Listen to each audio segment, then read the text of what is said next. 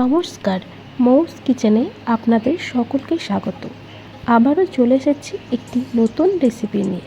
আজ বানাবো বেগুনের একটা অন্যরকম রেসিপি। এটা ভাত ও রুটির সাথে খেতে কিন্তু অসাধারণ লাগে।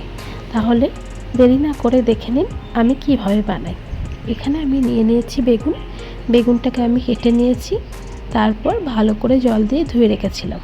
এরপর বেগুনের উপরে আমি দিয়ে দিলাম অল্প একটু লবণ, হলুদ গুঁড়ো আর লঙ্কা গুঁড়ো। এরপর বেগুনের গায়ে ভালোভাবে মাখিয়ে নিতে হবে। এদিকে ফ্রাই প্যানে সর্ষের তেল গরম করতে দিয়েছি। সর্ষের তেলটা গরম হয়ে আসলেই একে একে সব বেগুনগুলো দিয়ে ভালো করে ভেজে নিতে হবে।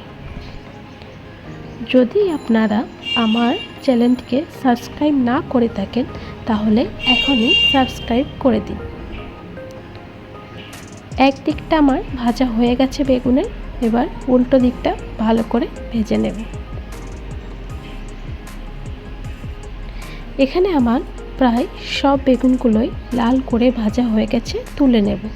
এরপর একটা বাটিতে নিয়ে নিয়েছি টক দই অল্প, তারপর দিয়ে দিয়েছি ধনে গুঁড়ো, জিরে গুঁড়ো, হলুদ গুঁড়ো আর দিয়েছি লঙ্কা গুঁড়ো আর দিয়েছি একটু লবণ। এরপর সব কিছু ভালোভাবে মিশিয়ে নিতে হবে।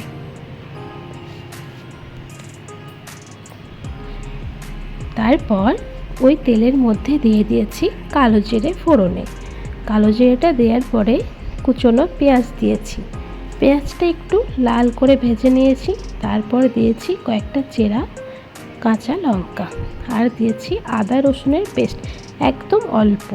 এই রান্নাটিতে খুব একটা মশলার প্রয়োজন হয় না, খেতে কিন্তু খুব ভালো হয়। তারপর দিয়ে দিয়েছি দইয়ের পেস্টটা। তারপর দিয়ে দিয়েছি ওপর থেকে একটু স্বাদ মতো চিনি, যেহেতু আমি দই দিয়েছি তাই একটু চিনি অ্যাড করেছিলাম। তারপর দিয়ে দিয়েছি পরিমাণ মতো জল। জলটা ফুটে আসলেই আমি বেগুনগুলো দিয়ে দিয়েছি। বেগুনের উপর থেকে দিয়ে দিয়েছি ধনেপাতা কুচি আর দিয়েছি গরম মশলা।